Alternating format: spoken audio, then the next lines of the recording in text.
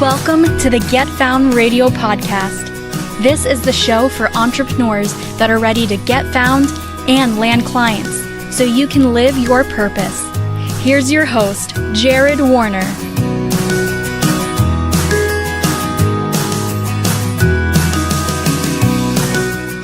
All right, Tyson, welcome to Get Found Radio. Jared, it's fantastic to be here. I'm looking forward to seeing what we end up talking about. As you said, as we discussed before, this is just going to be a really cool conversation. We're going to see where it takes us. I like to have a conversation and hit record and let people listen in. I reckon it's good. It's like being a fly on the wall. Some of my favorite podcasts are ones where I know it's this sort of format, and because neither of them have a set agenda, the conversation just grows, which sounds fantastic compared to ones where, there's these set questions sometimes and it's the same questions, which tends to get boring. Definitely. We don't have any set questions, except usually for this one, just to kick it off. So just let the audience know a little bit about what you do, who you help, and how you help them. Okay, so as you said, my name's Tyson Franklin. What do I do? I've been a podiatrist actually for the past 30 years. But I've always had a really, really super keen interest on business from the time I was at university. So podiatry was really just a business. It was just a tool. It was a way of me to make money, and I turned that into a very, very successful business, which over the past 30 years I've bought, sold, relocated, opened, closed, moved over 20 podiatry businesses until I sold my last one for a big mozza of money in August 2016, which pretty much took me out of the podiatry game. So since then, I've written 2 books. One was It's No Secret There's Money in Podiatry, and the second one was It's No Secret There's Money in Small Business. So now I help other small business people grow their businesses through marketing and systems. They're the 2 things that I absolutely love. Okay, awesome. And so I know one of those tools you use to get found is your podcast. So we can put a link here in the show notes. Tell people about the podcast and what you do there. Okay, well, my podcast is called It's No Secret with Dr. T. And that sort of came about because as you would know, I was doing a walking challenge, and where I walk an hour a day every day for 365 days. So now I'm doing my second year. I just loved listening to podcasts while I was walking. So, and then because of what, just enjoying small business, it just seemed like a perfect transition to have my own podcast and also get really cool people on there, which you were on there as a guest on mine as well. Yes, I was. What episode was I? Number 10, maybe? It was around that. I would be able to tell you very, very quickly. We'll make people go to your show and then dig through all of them and listen to them, and then I'll pop up somewhere in there. Yeah, go through and listen to it. At the moment, I've recorded about 34 shows, and I think there's about 25, 26 that are live at the moment as we speak. So, but just learn so much. Podcasting, I wish it was something I had come across 10 years ago if it was around. I'm pretty sure it was. But it was, but not in the capacity that it is today because of how easily consumable it is. It wasn't that easy to consume, many years ago. Yeah, I think the thing I like about it is you get to choose what it is you really want to talk about or what you want to listen to. And as you're listening to it, if it doesn't grab you in the first 5 or 10 minutes, bang, you dump it and you go and listen to another show, and it costs you nothing. It's free. Mm-hmm. The information that you get from podcasts these days is something that people used to put in packs, CD packs of 6 and charge you $250 for. And now you can get it every day for nothing. That's true. So let's talk about how you are helping businesses and in what capacity. Is it remote coaching and typically physical, like storefront, brick and mortar type businesses, or who are your clients and how are you helping them? Okay, so I still own a shoe store, just so you know, which used to be attached. I did not know that. Thing. So we sold the podiatry business, but we still own a shoe shop, which is fun. And retail is a tough industry. It's especially footwear, because it's one of those industries where the shoes that you see on somebody's shelf, they say, "Oh, we've got some new shoes arrived." They were ordered probably 12 months before that. So you're always planning 6-12 months ahead. What styles are people going to like? What colors? What's good? What's going to work? and then some shoes, yeah, whatever you order, that's all you're going to get. It's not on a regular sort of run line. So so that's a tough business. And anyone that's in retail who's listening to this, I bow to you, because I realize how hard retail is. And if you're making really good money from it, good on you, because it is a tough business. But in general, most of the people I deal with, small business, are predominantly people in the healthcare industry at the moment, because that's been my background with podiatry. And the two areas that I really work on, systems is a big one, just getting their business running efficiently, and marketing is just one of those systems. Okay. And then do you help them one-to-one? Do you have a program that you take them through, or is it a monthly retainer type consultant At the moment, situation?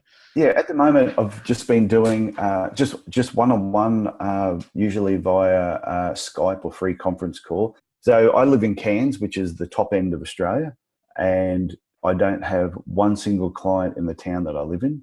Everybody is out of town, so it's all remote. So Brisbane, Sydney, Melbourne, Perth, everywhere around the country. I've had clients in Canada, England.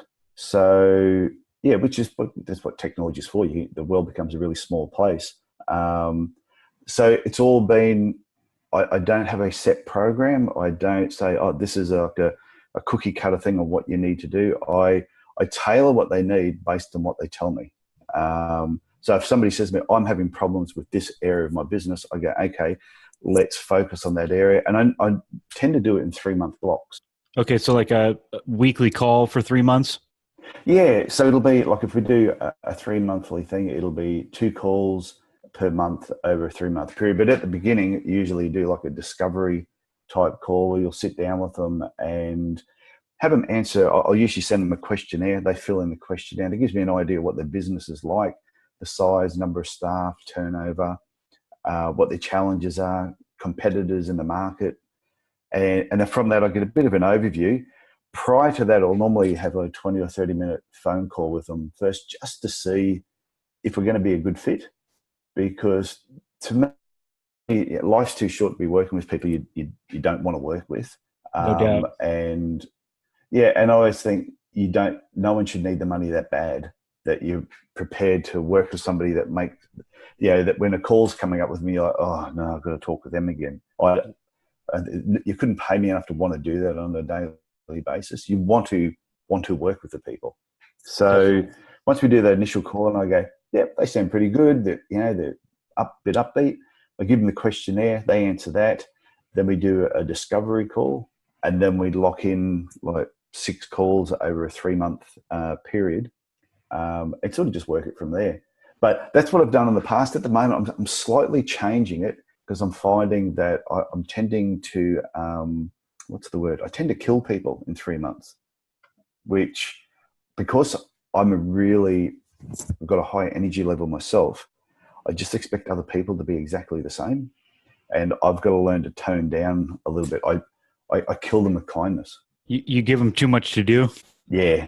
Yeah, not too much to do, but because it's something that I just, if it's like, say, some online information, and I instead of just sitting down with them going, okay, let's have a look at your website. Now, are you writing regular blog articles? No, we're not. Okay. And slowly going through it, like, why aren't they writing? Is there a problem writing? Do they know the difference between an article, like a blog, and, say, a frequently asked question? And slowly taking it through it, I'm sort of like, I've been going too fast, thinking because I get it, they should get it. So a friend of mine, Jesse Green, has taught me to slow down, because he has a really, really cool coaching business. Yeah, I was going to suggest one thing you could do is having like a beginner course, and then take them through the basics, which, might get them up to speed, and then bring them in. It could also be a good lead magnet. So let's talk about how we could utilize that. But I want to ask you first, how are people currently finding you? Most people find me through my website previously, and because, like, especially in the podiatry industry, people sort of knew me, but writing the book, the first book that I wrote, It's No Secret There's Money in Podiatry. There's not a lot of podiatry business books on the market. So Right. I think podiatrists looking for business books, even my publisher says, I wrote the book 3.5 years ago. And he said, I still cannot believe that every month, he said, you constantly get a check. He says, especially for the small niche market that it is. So I think that's how most people have found me, through my book, my website, and the podcast is slowly starting to take traction. Yeah, the podcast can take a little bit of time, but you've got some episodes there now, so you're going to start to continue to build that. Now, if you could pick your perfect client, would you have a ton of podiatry businesses? If I was picking the absolute ideal person, it would be probably podiatry, because I know it like the back of my hand. But the health industry in general, we're all very similar. Yeah. So whether it's a podiatrist, so Jesse Green has a business called the Savvy Dentist, and he has a thing called Practice Max. So, and he consults specifically with dentists. So I've sort of come on board as a coach with that training program, and that's how he's taught me to slow down. So, and what I've realized is, whether you're talking to a dentist, a physical therapist, a podiatrist, a chiropractor, anyone that's in that health industry is probably my ideal client, because I get the health industry. Well, one thing I would tell you is that you could definitely stay with you could stay in general with it, but you could see as far as you could take the podiatry end of it. Are you using LinkedIn at all? I don't think it's very big in Australia, but we've got. Yeah, it's quite popular. Is it? Yeah. Yeah, we've got a ton of people here, so you could certainly pull on the American market, and if you're charging them in Australian dollars, it's becomes almost free. Really, well, it's almost free. It's just a psychological thing when they see the dollar amount, and then they do the conversion. So they see the dollar amount, they kind of digest it, and then they do the conversion, and it's even more attractive. Yeah, and what's whereas when you go the other way, it has the opposite effect, US to Australian. Yeah, and a few years back we were on par with each other, which was great. But yeah, it's been a few years now since it's been that way. But yeah, I do know that niching right down into the profession that I know better than anything else is a target market. It's an easy, we call it like sort of low hanging fruit. Yep, definitely. And I would say that you don't have to exclusively be there, but you can dedicate like one channel to it.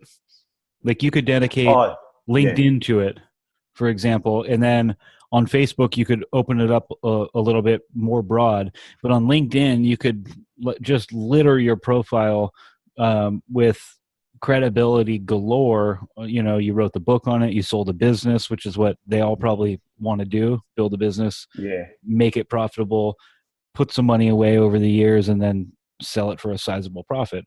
So I would suggest going that route on LinkedIn. So I like that idea.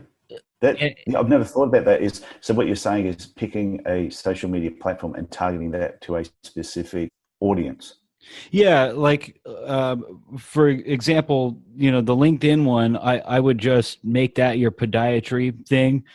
Do a search first and just see if a lot of podiatrists are on there. In the US, I would think they probably are. Yeah, I've got almost 2,000 people that I'm connected with on LinkedIn, and I think about 1,300 of them are podiatrists. Perfect.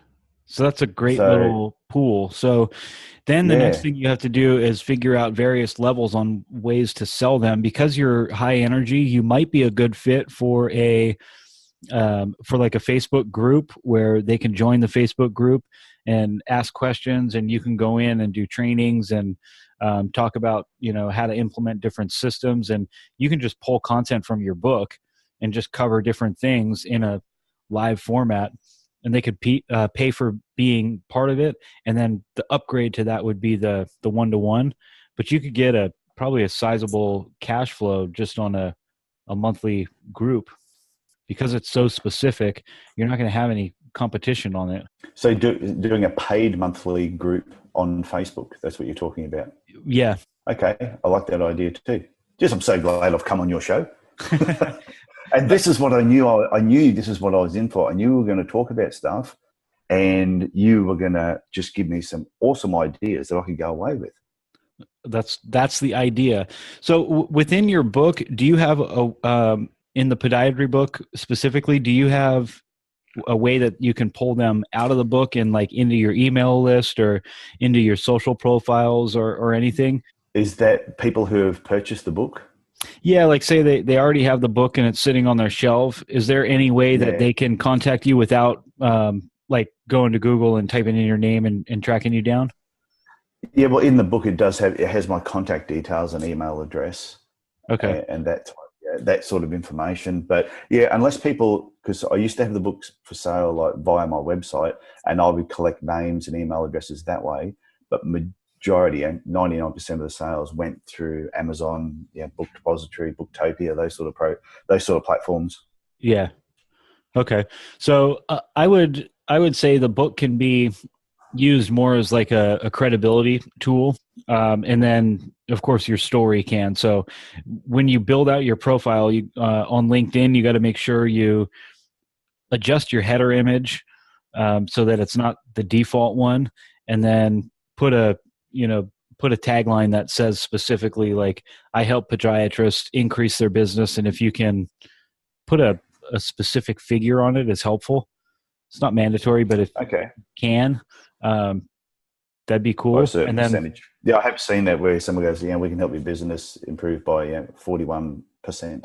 Really hard to back that up on a consistent basis because, as you know, there's so many varying factors. I mean, I've had campaigns that converted at 50%, but the client couldn't close any leads because they had a student that was studying for midterms and barely was barely interested in the conversation, and so the sales resulted in that. So figures can be misleading, but that makes sense. So they've got to fix the back end.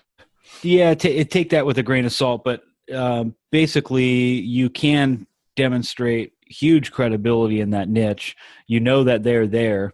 You just have to put the different programs there for them. So the free version is to maybe connect with you on LinkedIn, get your book for, how much is the book for sale for? $10? $29.95 it is. Yeah, well, it's so specific that I think you can probably command that price.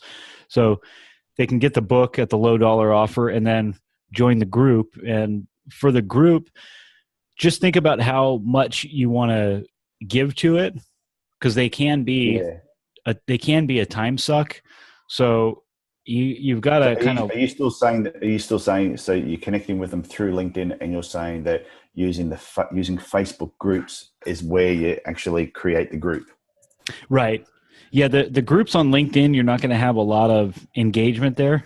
There is groups on LinkedIn, but they're pretty quiet. Okay.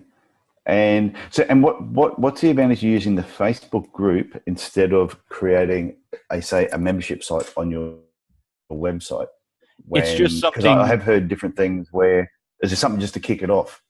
Yeah, and there's a couple of things that most people spend a lot of time on Facebook. That's where they're engaging. So people in your target demo likely are on Facebook and spending a fair amount of time. It's easy for them to do it and not have to pull up, another tab on their browser and then have another username and password. People don't want another username and password.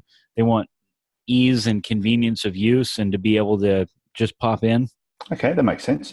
And what you're saying then is, and then you can set up that group, and it's a monthly membership to be part of that group, and you're constantly doing live videos, Q&As, uploading information, so that it becomes like a site for storing information to a certain level. Right. And there's a lot of theories that Facebook is going to eventually charge for groups, and they may. So one thing to do would be to back up every file you put in there. Just have a file in Dropbox or Google Drive or Oh yeah. wherever you store your stuff. And if it goes there, then if it goes into the group, then it goes into the other one, and have them in the same order. So then no matter where you move them to, if you move them in the future, you'll be okay. Yeah, no, and that was what I remember somebody once talking about Facebook groups, and they're saying, always remember, Facebook could stop tomorrow. So whatever information you're putting up there, always make sure you've got a copy of it. So even if you're doing a live video of a Q&A thing, download that video and store it away for future use in case Facebook disappears. Yeah, they're not likely to, but they could. So what's the likelihood of, so say I'm a member of a lot of Facebook groups myself, but I've never paid to be a member of a group. So yes. Is that something that's happening more often? It is. And there's plenty of groups out there where people are making $1 million a year on groups. There's big money in it. And I think because of how specific yours is, you don't have any competition with it. I mean, how many podiatrists are going to have a paid Facebook group where the person who's running the group had ran a podiatry business and sold it for a profit and had 30 plus years of experience in the industry? Yeah, not too many. And wrote a book and put all their thoughts on paper and right. Yeah. And I'm constantly always, right up until selling it, and even now, I'm a particular podiatry company pays me to keep coming up with new ideas for them, and to help them with their marketing. So my mind is still always working in that industry. Yeah, so you could certainly come up with probably a whole bunch of content and things to do. Just make sure it's consistent when you do it, and that you can put it out in a clear, concise way that they know exactly what they're getting, what they're signing up for, and why. Okay, so what you're thinking on, say, to the Facebook group compared to doing, say, live Q&A webinars? I would do the live Q&A webinars to get them into the Facebook group. Aha. Okay. That is fantastic. That's your lead generation tool into it. Okay. I'm just writing that one down. Even though I'm going to listen to this recording a number of times afterwards, which I hope other people do as well. So so your getting found part would be, let's just call it LinkedIn. And if there's groups for podiatry businesses on there might be, I doubt it. You could go into those groups and add all of them as friends on Facebook for your personal profile. Okay. If they exist. I doubt they do. Maybe they do. I mean, there's a couple of like podiatry groups around, but same thing. They're usually like bigger companies that are doing very generalized podiatry marketing, not very specific. They're targeting anybody. So it's somebody, you need to get a business card. That's how their advice starts. You're like, wow, okay. Oh, boy. Yeah, so they're really, when I was talking about low-hanging fruit before, they're picking the fruit up off the ground. They just want fruit. They just want fruit, so there's no qualifier. I don't want just fruit. In my head, I know the type of person that I want to work with. Usually it's someone who has probably been through a couple of like courses before, that they know the basics about, some basic marketing information, and you're not having to go right down to the real basics. They've been through a few courses, but they want something that's a little bit more tailored, that is actually targeted towards them. Yeah. So let's say that LinkedIn is your main getting found part, and then let's say the Q&A webinars will be your main offer to get them into your group. And then what do you use for your webinar software? I've only just started using it, called Webinar Ninja. And it looks really cool. It's very simple to use from what I've played around with. And the person who developed it, they've got a podcast as well, which is, I don't know, they get 60,000 downloads an episode. So they sort of know what they're doing in that area. Nice. So does it have tools on it where it tells you how long people stay and if they registered but didn't show up, or if they dropped off Yeah, or stayed to the end and all yeah, that? Okay. yeah. It's got really good back end, good stats at the back of it all, collecting names. Yeah, it's really good. Okay. So a couple of things. And are you going to have a landing page for them to opt in to sign up to the webinar? Or does Yeah, Webinar Ninja provide it? part of the. Yeah, Webinar Ninja has the landing pages and all that information sort of built into it. Okay. And do they That give you can you use. data on conversion rate? So like 100 people landed and 20 people signed up for the webinar, and then of those 20 people, this many people made it to the end and this many people didn't show up at all and all that stuff? As far as I know, yes. Okay. If they have From all what I know that, so far, it does. What's funny is on my podcast, the guy who owns Webinar Ninja, I've actually interviewed him, and his interview is going to come out like on the 19th of February. And on that interview, I actually mentioned that I'm going to do my first webinar, a Q&A webinar live 1 week later. So that's awesome. why I know all this information is there, because we were talking through it on the actual podcast. Oh, perfect. Okay, great. So just make sure you set up something that if they don't show up to the webinar, that you can invite them to another one or send them to the replay, and then Okay. have something set up to where if they open the email and then don't go to the replay, or open it and go to the replay and then watch to the end, and all that kind of stuff. So just you want to write out all the scenarios, and your objective is to get them into the paid group. Okay. Because from the paid group, because they become one-on-one clients. Yeah, I've because I've watched a few of their webinars, and there's some that I haven't turned up to myself, and then I get an email saying, "Hey, you missed the webinar. Sorry, you missed that. Here's the replay. It's available for the next 7 days." And so I've noticed their own follow-up sequence that they go through, which I've really liked, which is what made me thinking, yeah, I need to do something similar myself. Yeah, perfect. Okay, make sure you do that, because your objective is to get them to listen to the webinar, because if it's set up properly, then the webinar leads them into your group. And then once you get it converting right, where that you need, basically the numbers you need to know are what your conversion rate is on the landing page, what your show up rate is, what your stick rate is, how long they stay on the webinar, and then how much a webinar registrant is worth. There's more numbers than that, but if you know those ones, then you can tackle paid ads, and exactly what you can spend. Okay, that makes sense. So once you got those figures, then okay, if I spend this amount, this is what I'm getting in my return. It's already predetermined. Exactly. Yeah. So then, and those numbers can change when you go to, super cold traffic, go back to warm traffic, so forth. But if you know those numbers, generally speaking, then for every $1,000 you spend, it's worth $3,000, and then you're in the money. So you want to spend that money as quick as possible, making sure that if they're still within those confines. Okay, and so this is you're all still working through from the podiatry group on LinkedIn, and then working it through to to use that to get found about your webinars, then in the webinar push towards the Facebook group. Yep.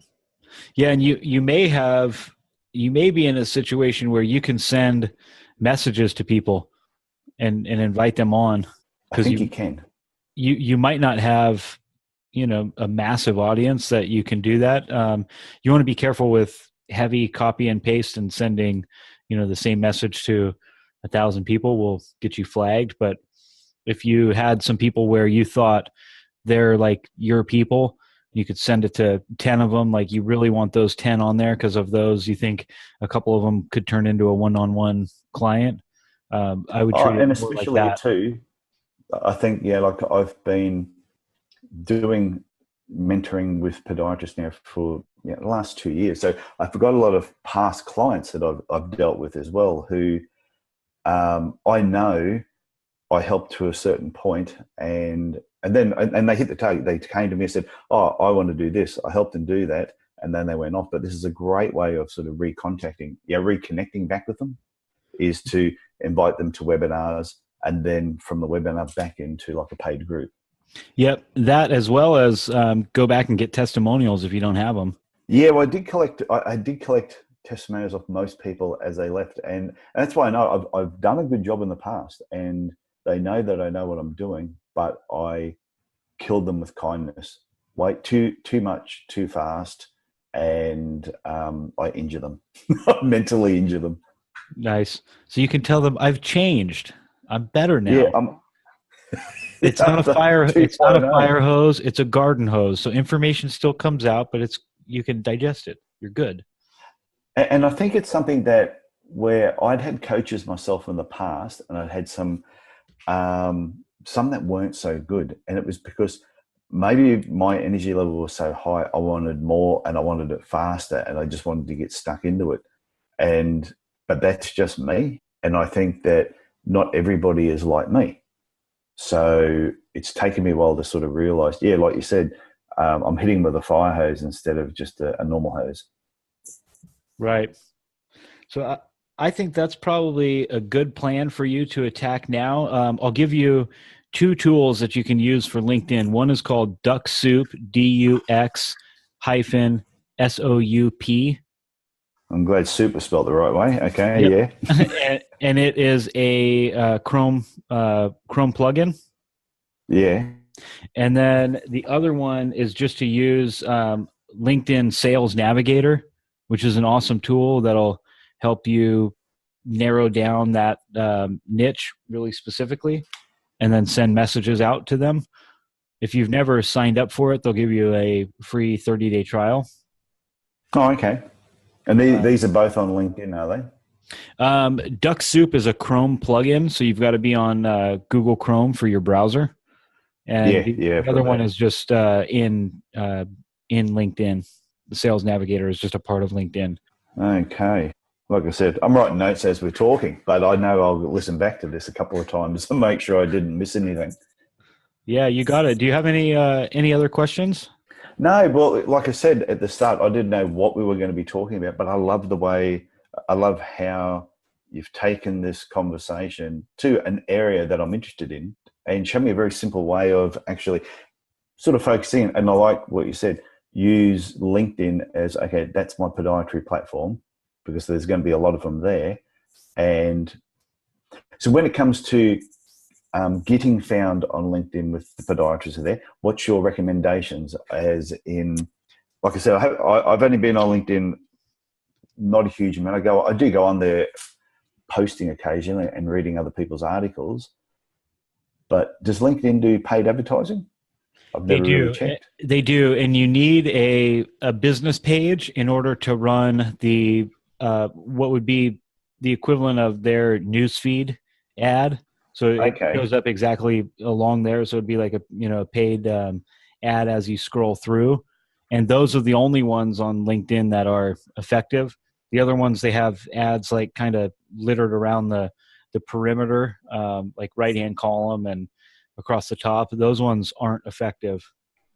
So what would be your suggestion for me to get the biggest impact, to get the most podiatrists at one particular time?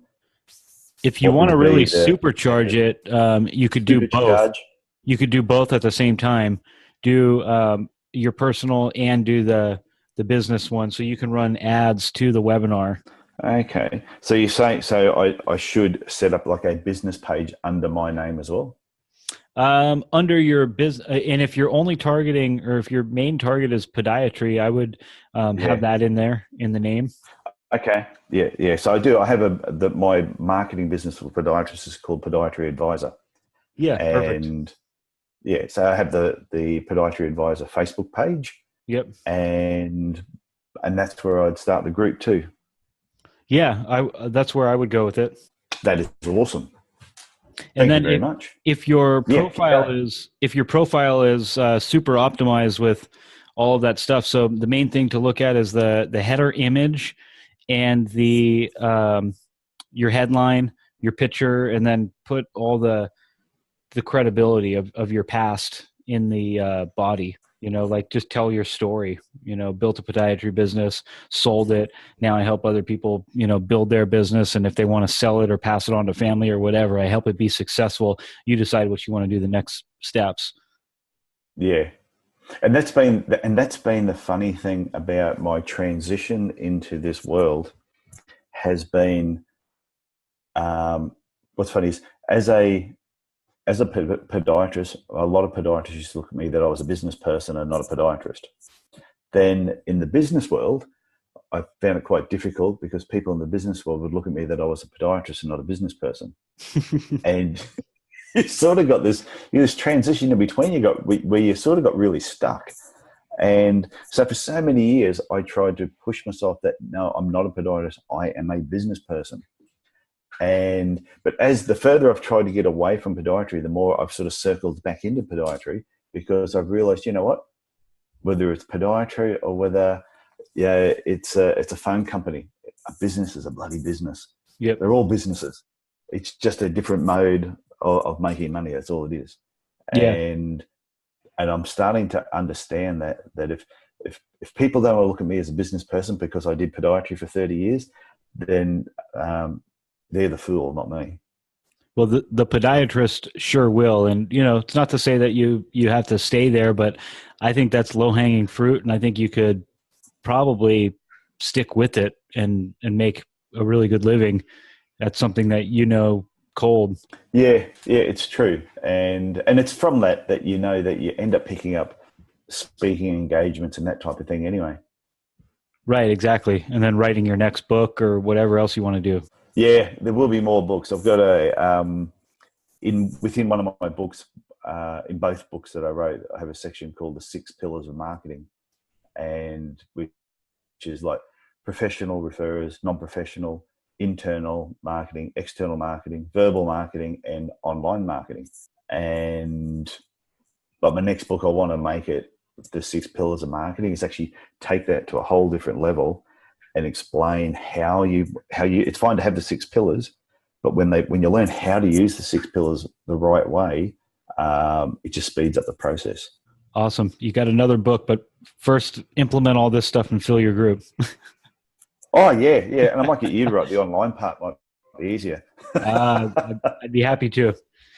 All right. Well, I appreciate having you on. I look forward to hearing you implement all this stuff and see where it goes. I'm really keen to sit down, do a plan of action to put this in place and sort of report back to you on a regular basis on, okay, this is what I've done and this is how it's actually progressing. I look forward to hearing it. Cool. Thank you very much, Jared. Thanks so much, Tyson. Thank you for listening to the Get Found Radio podcast. If you like the show, please hit subscribe to listen to some amazing upcoming episodes. We would also love if you left us an honest rating and review.